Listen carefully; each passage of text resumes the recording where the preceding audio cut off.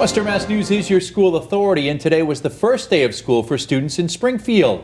Good Tuesday evening, everyone. Welcome to Western Mass News at 6. I'm Chris Pisano. And I'm Beth Ward. Families quickly became frustrated after facing many challenges accessing their online classrooms.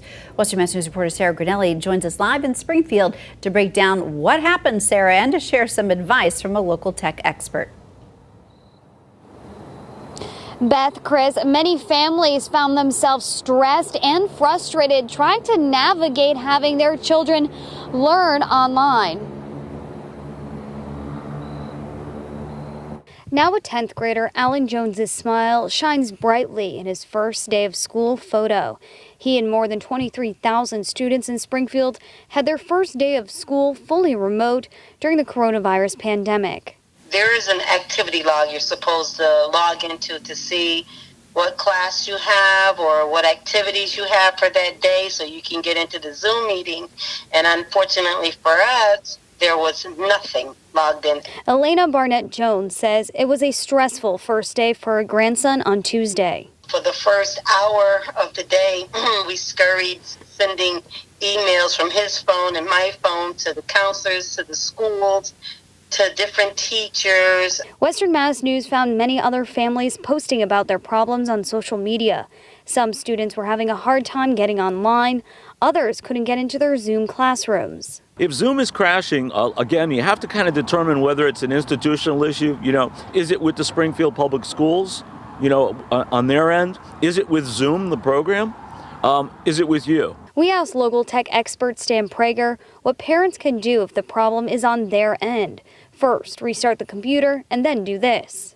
I will often recommend to people to try a different browser if they're having problems. A browser most often recommended today that tends to be less problematic is Chrome from Google. Even with all the technical difficulties, Elena is grateful to have her grandson learning from home. I like the fact that it's helping me to be more involved in his life. It's giving he and I this one-on-one time that we need. And if Prager's tips don't work for you, the Springfield Public School is asking for you to bring your school-issued laptop down to each school, and they're saying that they have a list of directions for you to follow. You can find that list and what to do on our website at westernmassnews.com. Live in Springfield, I'm Sarah Grinelli for Western Mass News. Sarah, thank you. Western Mass News is learning more about Springfield's parade of big balloons one day after it was announced that the Macy's Thanksgiving Day Parade would be virtual this year. A Western Mass News reporter Audrey Russo joins us live in Springfield with more. Audrey? On a normal year, it would take 200 to 300 balloon handlers to bring Cat in the Hat and the other balloons down Main Street here in Springfield. Now, I spoke with parade officials, and they say that, of course, due to COVID-19, they can't have that many people packed together for the parade.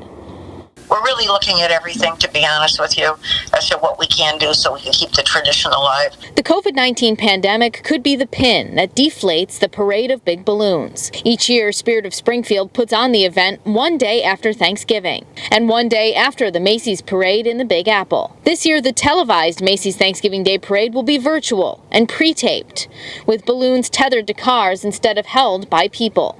Spirit of Springfield President JUDY tells Western Mass News they have experience swapping live balloon handlers for vehicles. Last year, you may recall, there was a helium shortage.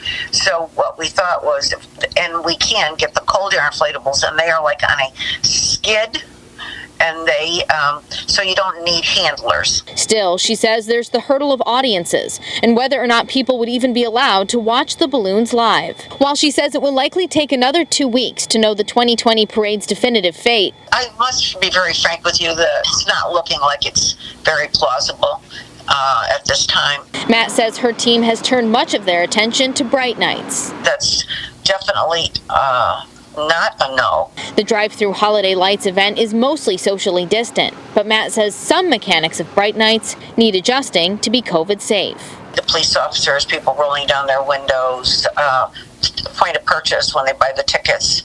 But we are hard at work on that.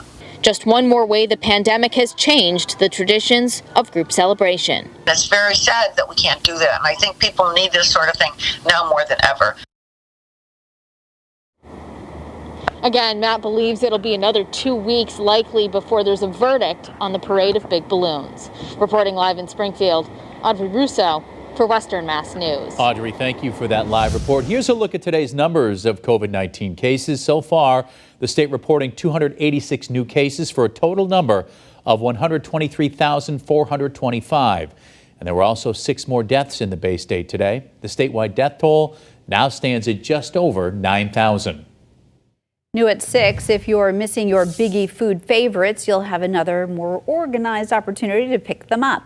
The Eastern States Exposition announcing a Biggie to-go drive-through event sponsored by the Westfield Bank. Organizers telling Western Mass News they took comments and suggestions on their summer drive-through event and are implementing tickets and timed entry reservations, all in the hopes of reducing traffic and providing shorter wait times for guests. It all kicks off in Tuesday, September 22nd, and will run for the following 4 weeks, except on Mondays. Hours of operations are 11 a.m. to 7 p.m. on Tuesday to Thursday, 10 to 8 on Fridays, 9 to 7 on Saturdays and Sundays. More on that on our website, westernmassnews.com. And for more coverage on the coronavirus emergency as it develops, log on to our free Western Mass News streaming app. Now to new developments out of Northampton, where 24-year-old Nurkin Morales has been sentenced to at least 15 years in prison.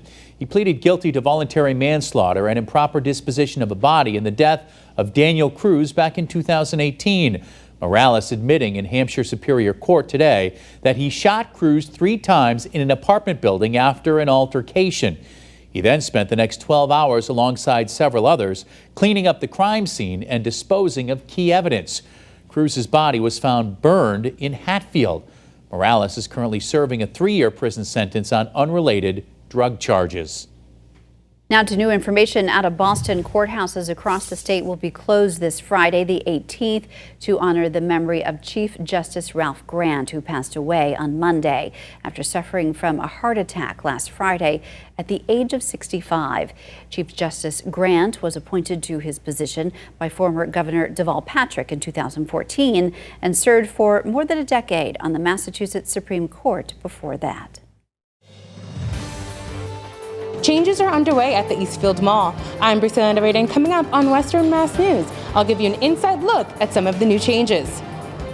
And we take a deeper look at how the coronavirus is changing the way referees operate when we come back. And if your kiddos have a trip to the bus stop in the morning, not quite as chilly. We'll begin in the middle 40s, but we're back to the 70s tomorrow afternoon. Your first warning forecast coming up next.